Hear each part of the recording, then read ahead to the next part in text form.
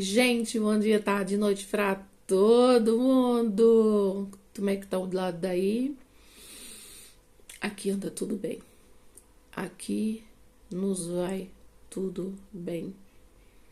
Eu nem ia fazer esse vídeo agora, mas foi impossível eu não fazer porque eu lembrei de algo que eu vivi no mundo sobrenatural e eu não estava só. E foi assim, eu já vivi muitas coisas sobrenaturais na minha vida com Deus. Sobrenaturais mesmo, assim, eu e ele. Mas assim, em grupo, essa foi a primeira e única. E faz tempo, faz muito tempo. Mas eu só lembrei de comentar disso agora, sobre isso agora, porque eu estava assistindo essa pregação. Que estava falando sobre a época do celeiro, ou a época da provisão, do David Leonardo, que eu acompanho esse menino, gosto muito dele.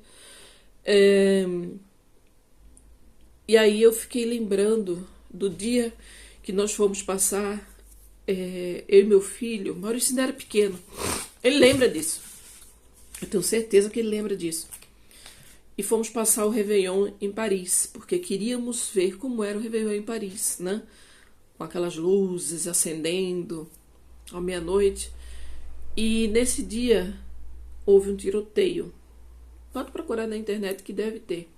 Tiroteio na Torre Eiffel, no ano, não sei, 2005, 6, 7, não, 5 ele era muito novinho, tinha 4 anos, ele já tinha uns 8, 9, eu não lembro, entre 5 e 7 anos ele tinha.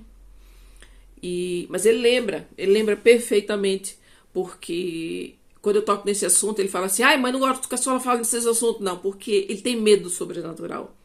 Ainda que seja sobrenatural de Deus, ele tem medo.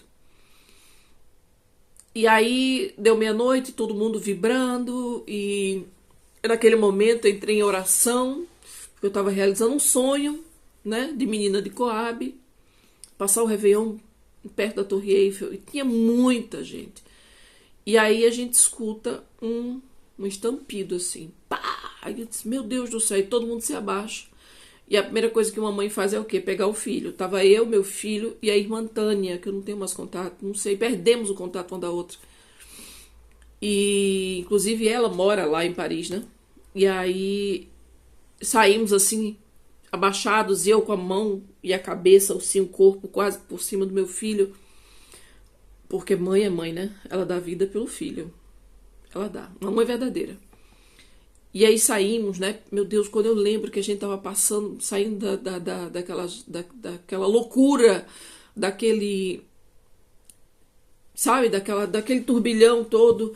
E eu falei assim, meu Deus, E tinha um ônibus que nos levou, era um ônibus de viagem que levava as pessoas, naquela época existia isso, hoje não tem mais, acabaram.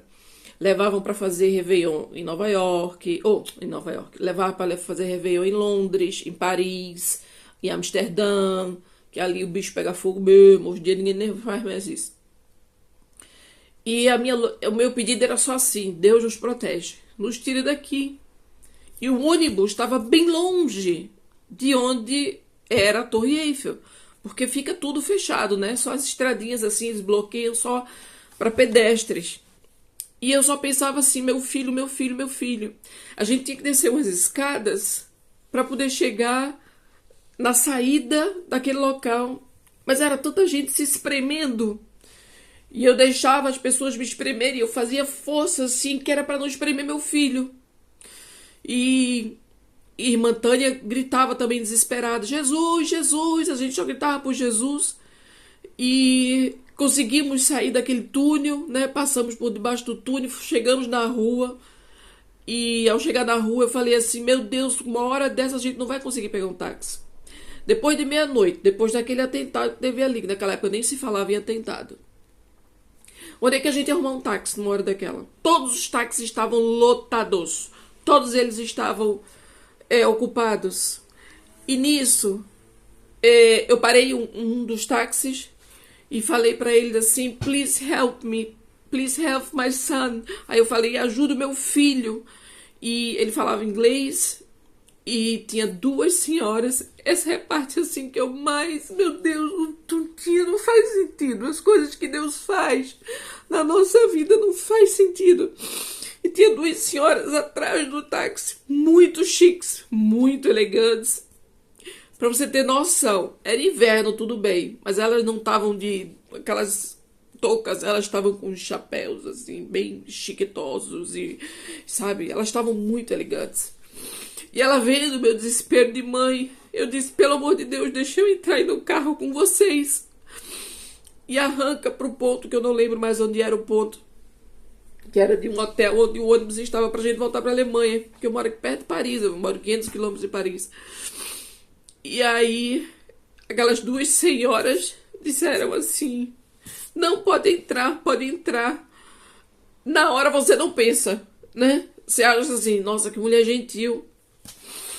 E aí, eu disse, entre meu filho, entre. Maurício apavorado, tanta gente correndo, gritando.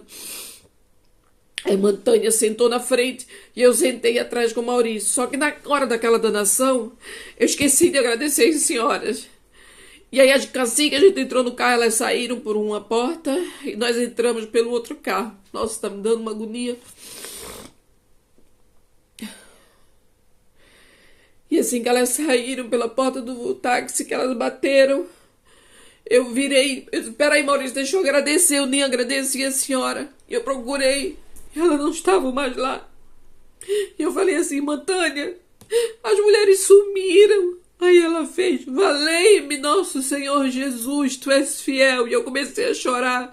E eu disse, moço, aquelas duas mulheres entraram no táxi. Ele, sim, eu tava com elas, peguei elas agora, aqui perto. E eu falei, gente, aquelas mulheres eram de verdade ou não? Elas sumiram. Elas sumiram. E aí eu tive a consciência, eu tive que me curvar para Deus, para dizer, eu vivi o sobrenatural. Porque no meio daquela danação, onde tinha um monte de gente humilde, porque tinha muita gente humilde lá, que também foi de outras excursões, aquelas duas senhoras, madames, descer do táxi delas, para ceder para nós três, foram anjos. Eram anjos que estavam ali dentro do carro, guardando, reservando aquele táxi para nós, porque sabiam que íamos passar naquele local pedindo socorro, porque eu gritava socorro em inglês, eu não sei falar francês. E aí o Maurício começou a chorar e falar, obrigado, Jesus, obrigado, Jesus. E eu lembrei disso porque na pregação falava assim, qual é o milagre mais, assim, sobrenatural, inesquecível que você teve com Deus? E aí eu saí lembrando de algumas cirurgias que eu vi, a silhueta assim, eu disse, mas peraí, teve um chocante que foi em Paris. E eu lembrei disso. Eu nunca vi essas mulheres, nunca mais. Voltei outras vezes a Paris. Não sei quem eram. Eu sei que elas saíram pela porta do carro e sumiram. Ela bateu a porta e sumiu. Foi assim, literalmente. Ela bateu a porta e sumiu. Ela não saiu andando, nem a multidão saiu arrastando. Elas só bateram a porta e sumiram. Gente, foram 6 horas de estrada para voltar para casa. Eu voltei chorando e agradecendo a Deus pela providência dele. Para comigo e para com meu filho. E com minha amiga, né? Ela foi para casa. Eu disse, você vai voltar para casa como? Mas não sei. Deus não desampara, não desamparou até agora, ele não vai me desamparar. Eu vou chegar em casa. Eu disse, assim que você chegar, me escreve, pelo amor de Deus. Ela, tá bom. Aí entramos no carro em pranto, a gente chorando, o pessoal sem entender. Aí disseram assim, vocês estão feridos, alguma coisa? Eu disse, não, muito pelo contrário. Deus guardou, Deus nos guardou. E ninguém entendia nada, porque não são cristãos, então, enfim, a maioria, né, não são cristãos. Então, eu fico pensando, como é bom a gente depender de Deus. Eu falei que ia dar o testemunho, mas o testemunho eu vou ter que pegar os exames, aquela coisa toda, mas eu posso resumir aqui também que eu já estava com encaminhamento para o hospital. O meu oncologista fez o meu exame. A cada semestre eu faço, né? Já mostrei também aqui no canal. E deu que o meu D-dimera e o meu leucocito estava muito alto. Ou seja, eu ia ter uma trombose a qualquer momento. Aí eu falei, meu Deus, outra eu não vou aguentar. Se eu tiver outra embolia, acabou. Eu disse, mas como é possível se eu tô tomando injeção? Eu tomo comprimido todos os dias. Aí ele falou, corra pro médico. Vai eu pro meu médico. Faço o exame. Dá lá em cima de novo. Eu disse, Jesus, arruma a mala. Meu médico falou assim, eu vou lavar as mãos, vou mandar já a senhora ficar internada no hospital, porque se acontece alguma coisa, eu não quero ser responsável. Porque eu tive embolia por irresponsabilidade da outra médica que antes eu tinha, né? Por isso que eu saí dela. Ela disse que o dedema era 1.700, estava alto, mas não estava tão alto. Olha que ele só pode ser até 500. E eu estava com 1.700 e ela disse que não estava tão alto assim, não. Estava o triplo, mas enfim. E aí eu fui naquela noite com muita dor nas costas. E eu disse, meu Deus, está acontecendo tudo de novo. O Marte estava comigo. O Marte também ficou assim. Quando o médico entrou e falou, fez exame de sangue, aquela coisa toda, eu falei, ó, já estou aqui, né, viemos com a mala ficou no carro, mas fazer os procedimentos, pegar aquela pulseirinha, já ir pro quarto. Aí o médico olhou assim, a senhora é a senhora Ivanilda Taquaral? Eu falei, sim, sou eu. 25/2, 25/2, 25 de outubro de 72, eu falei, sim, sou eu. A senhora mora na rua tal? Eu disse, meu Deus do céu, sou eu. Quem tá começando a ficar em dúvida, a gente começa até a ficar em dúvida da gente mesmo, né? Isso foi o que aconteceu. Aí eu disse, pronto, já tô tendo embolia, já tô tendo trombose, alguma coisa. Ele falou assim, eu vou mandar repetir seus exames. Eu fiz, por quê? Foi o que aconteceu? Pelo amor de Deus, doutor, eu tô nervosa. E aí eu comecei a chorar, o Marco também, quando me vê chorando, ele chora. E aí ele chegou e disse, não enxugue as lágrimas. Eu vou mandar repetir esse exame que deu errado. Você não tá com dedimeira alta, aqui não tá com um trombocite alto, tá tudo normal. Eu vou mandar repetir. Aí naquilo eu já fiquei, aleluia, Jesus, aleluia, santo, santo, santo é o teu nome. Marta não entendia nada, porque era para eu ficar feliz. Eu comecei a chorar ainda mais compulsivamente. Isso foi agora, esse mês de setembro, início de setembro. E ele disse assim, vai demorar um pouco, porque a gente vai começar tudo de novo. Ele disse, não é possível tirar o sangue da senhora. Eu falei, olha, tiraram sim, tá aqui, mostrei, né, a marca é aqui. Eu digo, se o senhor quiser pode tirar de novo. Ele disse, não, vou mandar repetir, tá no laboratório. E esperamos. Eu falei assim, Marta, eu quero ir pra casa, que eu tô com sono. Ele disse, você não vai pra casa, você tá perto de ter um embolia, você vai ter um trombose, você vai ter não sei o que, eu repreendo todas as palavras em nome de Jesus. Aí o médico entrou, pegou o papel assim, jogou em cima da mesa. Frauda Taquaral, a senhora pode ir pra casa, a senhora não tem nada. Isso deve ser uma dor muscular, isso deve ser a fibromialgia, isso deve ser alguma outra coisa, é a coluna, é a prótese, mas não é trombose nem embolia, a senhora não tem nada. Seu exame de sangue não deu nada. Eu mandei fazer 2 vezes. Eu falei, doutor, eu tô com 2 laboratórios diferentes, que não tinha ligação um com o outro.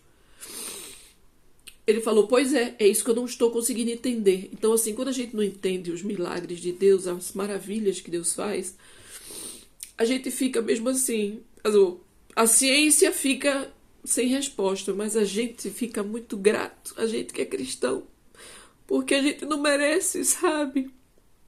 Quando eu passei por esse choque anafilático no hotel, ficou assim, o lado ruim, dizendo assim, processa. Eu sei, não sei quantos 1.000 euros que eu ia ganhar. Porque ele não escreveu o que continha nas comidas. Todo restaurante aqui é obrigado a colocar os numerozinhos e o que tem escrito. Vou mostrar mais ou menos. Achei. Isso aqui é de um restaurante chinês. E aqui em cima tem dizendo que é menu para 2 pessoas. Eu não sei se vai dar para ver direito. E tem um númerozinho aqui bem do lado, bem pequenininho. Número 4F. Aqui tem um 4F. Embaixo, no segundo, tem somente um 4. Então, assim, cada menu que você escreve tem que ter um número. Isso é obrigatório. E aí, existe essa outra lista, que são a lista dos alergênicos. Eu acho que é assim que fala em português. Eles falam 1, 2, 3, quais são os ingredientes e falam aqui o que é que são, o que poderiam causar alergia. Se tem glúten, se tem Weizen, se tem, eu não sei falar em português Weizen, nem sei o que é, se tem conservante, se tem fosfato, se tem cafeína. Menina, a lista é grande. Aqui são 13 do Sulfatstoffen, ou seja, dos produtos que podem causar alergia. E do outro lado são as alergias, glúten, no caso, né, minha pessoa. Schalenfrüchte, ok, no caso são camarões e caranguejos e tudo mais, essas coisas. E ele não colocou isso lá, ele só colocava os nomes. Mas a voz dizia assim, mete um processo, mete um processo. E eu falei assim, eu não vou meter um processo nele. Fui eu, podia ter sido qualquer um. A ajuda chegou a tempo, eu tô viva, não me deixou sequelas, eu tô bem. Depois da manhã eu tô indo pra casa. Pra que eu vou processá-lo? Eu processo, sim, gente safado que mente, que ofende, que não presta mesmo, aí a gente tem mais é que processar. Mas foi um acidente. Eu não estava enxergando o que tinha no prato porque eu não estava com óculos. Eu só enxergo com óculos no prato. Não estava comendo com óculos. Também não estava escrito.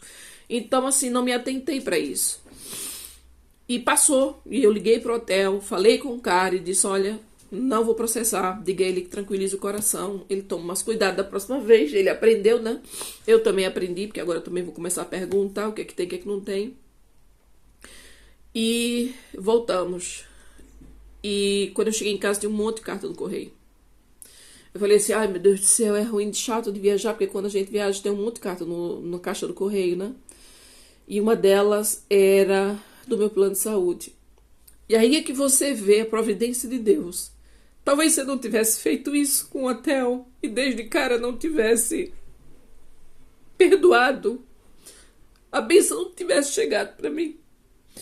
Aí eu tava lá no papel dizendo assim, Prodac Vale a gente reconhece, através dessa viemos declarar que reconhecemos a sua doença de, como é que se fala, dor crônica e não sei o que, bababá, e por conta disso, o plano que eu pago a parte, né, de saúde, que é SUS aqui, né, o plano que eu pago a parte de saúde será descontado da sua aposentadoria apenas 1%. 1%. Tu tem noção do que é isso? 1%. Aí eu fiquei assim, mas eu não dei entrada em nada. Aí eu esperei e liguei pra lá. E aí eles disseram assim, não, a senhora não deu entrada não, mas o seu médico que passou todos os, né? Porque a clínica já tá em andamento, inclusive já ligaram pra mim. Disseram que já teria uma vaga semana que vem. Mas aí com 2 pessoas no quarto, eu disse, não, eu pago um plano de saúde. E ainda extra, seja, é outro seguro, tá? Que eu pago para ter direito a um quarto só, uma única pessoa, uma única cama. E aí eu disse que não queria. Ela disse, então tá a senhora na lista de espera, isso não tem problema, meu aniversário é mês que vem, então até lá eu vou curtir, preparar meu aniversário com minha família, enfim. E aí eu fiquei pensando, Deus, como é bom a gente depender de ti, como é bom a gente fazer o bem, porque a gente recebe coisas que a gente não merece. Porque por mais que eu tente, por mais que eu me esforce para ser uma pessoa do bem, para ser uma pessoa generosa, para ser uma pessoa boa, para ser uma pessoa isso, aquilo, outro, ainda assim eu não me acho merecedora. Eu não me acho merecedora. Eu acho que eu faço muito pouco, eu gostaria de fazer muito mais. Mas eu não tenho condição para isso. Se assim tivesse, com certeza eu faria. E ninguém iria saber, porque ninguém sabe. A única talvez que saiba é a Sandra, de algumas coisas ou outras, porque ela que resolve para mim no Brasil. Mas os daqui da Alemanha ninguém sabe. É uma coisa entre mim e Deus, que meu filho descobriu por acaso agora, na época da aposentadoria, e que a aposentadoria também descobriu por acaso, que ele pede todos, né, até contra-cheque e tudo. Então são coisas que eu já faço há anos e nunca desisti. Então eu fiquei pensando assim, Deus realmente não desiste da gente. Quando a gente crê nele de todo o coração. Gente, eu não sou dizimista. Eu não sou ofertante. Mas eu sou uma pessoa que eu ajudo o próximo. Se eu tiver que dizimar, e se eu recebo uma quantia grande, por exemplo, de um dinheiro que eu não estava esperando, eu mando comprar 10 cestas básicas, 2, 20, sei lá o quê. Eu mando fazer assim, de escolha um bairro tal bem pobrezinho. Olha, faz isso e isso. Eu tenho pessoas no Brasil de confiança que me mostram nota fiscal e tudo. Então, assim, é tão bom a gente servir a Deus. Porque, cara, o que Ele faz pela gente é tanto perto do que a gente faz por ele, que é tão pequeno, é tão pouco. Eu nem congregando estou, não estou congregando. Já deu tanto escândalo nas igrejas daqui que você não queira ter noção. Tem aliás, tem uma em Düsseldorf. É a única que ainda tá limpa, o resto tudo já deu confusão, já fechou, já. Eu não quero fazer parte disso, sabe? Assim, a palavra de Deus diz que você é cúmplice se você sabe do pecado e você tá ali congregando, sabendo de toda a safadeza que rolou, que está rolando, e você continua congregando ali dentro. Então você faz parte do pecado. Então o que você tem que fazer? Bater as suas sandálias, tirar o pó daquela casa, partir e ir embora. Não há conserto, a pessoa não quer saber, não vai jogar pérola para os porcos. Então, assim, o que é que eu quero dizer com toda essa história? Não largue a mão de Deus. Você pode até ser desigrejado, porque ninguém é desigrejado. A igreja sou eu, é você. Somos nós, somos a igreja. Jesus não precisa de dinheiro. Jesus não prometeu prosperidade. O que ele prometeu foi salvação. Crê de todo o teu coração e será salvo tu e tua casa. Ele prometeu salvação. Ele prometeu abundância, mas a abundância não quer... Olha, a prosperidade e a abundância é outra. A teoria da prosperidade que pregam aí, tem a sua casa própria, tem o seu carro próprio, tem isso, tem aquilo, tem um iPhone de última geração. Isso não tem nada a ver com o reino de Deus, porque isso tudo vai ficar. A hora que chamar tua ficha, tu vai embora, cara, isso tudo fica. Prosperidade são momentos bons com a tua família, é a mesa farta, é você ter momentos inesquecíveis. É por isso que eu registro tudo na internet, porque quando eu quero ver com meu esposo, a gente revê tudo. Pronto, chegou gente para atrapalhar a minha... Ai, Jeová Deus. E é isso, sabe? Eu sou muito grata a Deus, muito grata. E eles disseram que não vão mais aumentar. Eu vou ficar apenas pagando esse 1%. Da minha aposentadoria vai sair somente 1%. Porque eles reconheceram essa minha outra enfermidade que chama-se dor crônica. Mas fibromialgia, eles já sabiam que eu tinha. Não, mas dor crônica é uma outra síndrome, não sei o quê. Eu falei, Deus do céu, não tô entendendo mais nada. Eu digo, Deus, o Senhor... Mas Deus não é para entender, né? É só pra gente obedecer. Então, não queira entender Deus, não. Só obedeça. Faça o bem sem olhar a quem. Perdoe, libere perdão para as pessoas. Ainda que elas sejam más. Porque eu sofri esse ano um ataque que você não tem noção. Vocês nem imaginam, eu tive que acionar uma advogada. Mas depois eu disse, quer saber? Eu vou entregar essa pessoa na mão de Deus. E ele tá fazendo o melhor possível. E eu sei o final dessa história, como que vai ser. Então, o meu testemunho de hoje é esse. Não desista de Deus, porque ele não desiste de você. Lembra do pessoal lá no deserto do Maná, que chegava todo dia?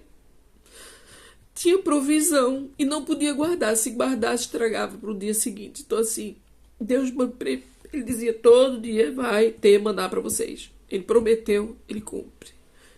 E assim, eu levo a minha vida debaixo das promessas de Deus. Uma pessoa se manifestou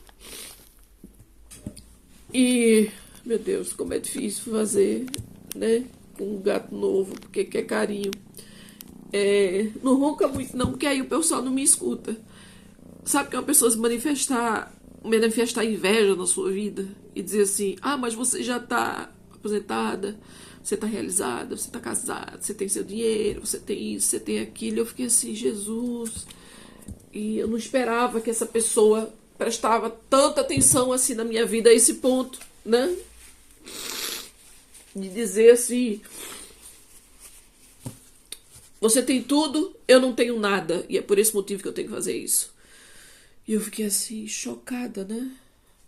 Mas ela já vinha dando sinais. Tipo assim, um dia a gente se encontrou por acaso na cidade, no centro da cidade. Ela me deu 12 beijos. Aí falou assim, nossa, que perfume é esse? Menina, ficou na minha roupa. Que perfume é esse? Vai passando aí, vai passando. Qual é o nome? Aí eu fiz Jasmine Full, da Montal. Aí ela fez... Que perfume é esse da Montalha? Eu fiz, um perfume francês. Ele vem da França direto pra cá. Aí ela fez, deve ser caro, né? Eu fiz uns 100 e pouco. E ela falou assim, 100 e pouco, a senhora está podendo, hein? Então assim, eu era faxineira, eu fazia manicure. Eu fazia bolo pra vender pra fora, eu tomava conta de cachorro. Eu fazia faxina. Eu trabalhava com um menino que tinha problemas de doença. Eu fiquei no hospital em pouco tempo. porque eu tinha que fazer privado, porque eu era mãe solteira, então eu não podia... Ai, Billy! Eu não podia cumprir o horário de uma pessoa, né? Das outras pessoas que não tinham filhos. Então... Já pensou uma faxineira hoje ter... Uma faxineira hoje ter uma faxineira? Você já pensou uma pessoa que era manicure e tudo, e que era assim, eu ralava muito, eu trabalhava demais da conta. Meu filho lembra disso. Gente que chegava assim de última hora, a gente já pronto para ir pra piscina, e eu dizia: amor, vai chegar uma cliente agora, ela disse que vai pagar até mais caro. Eu dou 2 bolas de chocolate, de boas bolas de sorvete para você, depois que a gente sair da piscina, mas vamos esperar, porque é mais um dinheirinho que vai entrar, meu amor. E aí eu preparava tudo, a cliente chegava, eu fazia o pé, fazia a mão. Parem com isso, porque eles estão querendo que se faça até de graça, bem dizer. Então, vá pro cascalho, porque...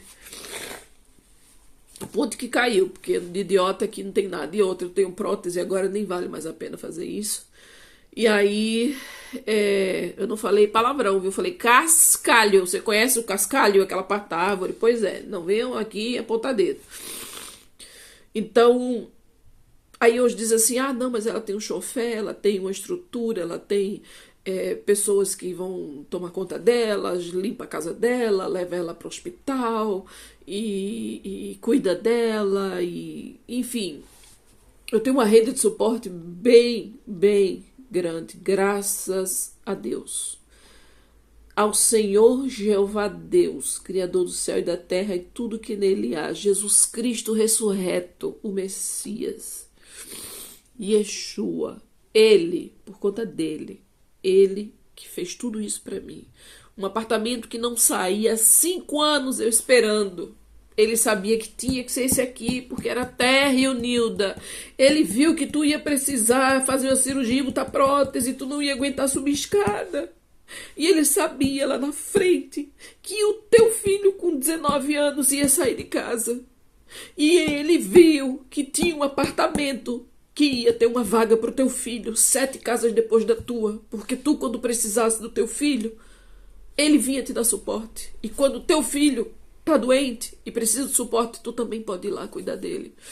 A maioria das vezes é gripe, mas é uma gripe assim muito séria, sabe? É quase um parto cesariano. Então assim, é um negócio terrível. Quando ele gripa é uma coisa absurda.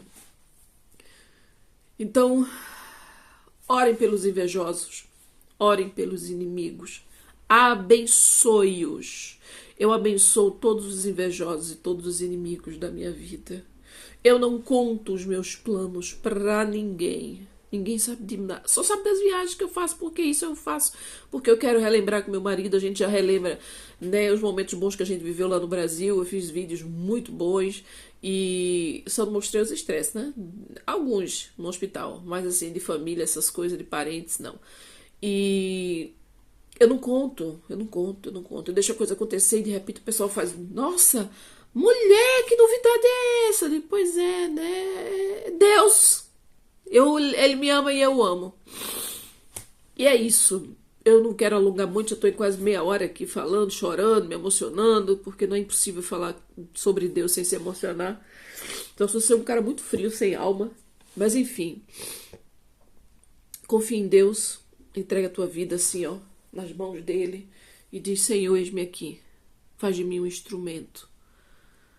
Um instrumento de luz na vida das outras pessoas. E você vai ver o que ele vai fazer contigo. Ele vai te usar. Ah, vai. E ele vai te honrar. E Deus sabe honrar. Um coração aquebrantado, uma pessoa honesta, limpa, boa de coração, que muitas vezes a pessoa fala assim: aquilo ali é uma triste, é infeliz, é não sei o que. Deixa. Deus conhece teu coração. Só ele que sonda. Se agarra na mão do Papai do Céu, porque ele não vai largar a tua nunca. Essa é a minha mensagem para início de semana. Um beijo grande. Deus abençoe a todos. Tchau, tchau.